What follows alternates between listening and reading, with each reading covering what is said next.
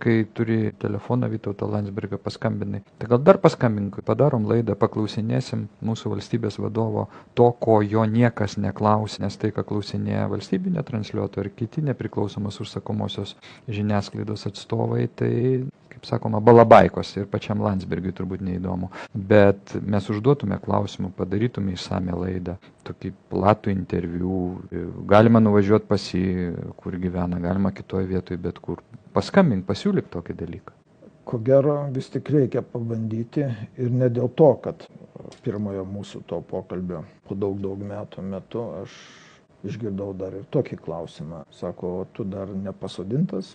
Vytautas Landsbergis klausė manęs. Sakau, žinot, pirmininkė, dar ne. Keista. Jis jau turėjo informaciją, kad turėjai būti pasodintas. Ir tada, žinai, vėl grįšim į pokalbio mūsų pradžią, nuo ko ir pradėjau. Tada susilaukiau priekaištų dėl savo spaudos konferencijų Seime, kas savaitinių, kaip jis suformulavo, ir dėl to, kad juose vis minėdavau Šventą Dalios Grybauskaitės vardą.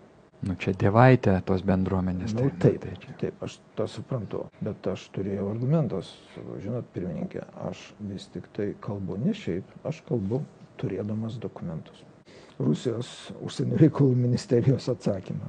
Bet Vytauto Landsbergio nuomonė taip negalima su Dalia Grybauskaite elgtis. Bet pabandysim.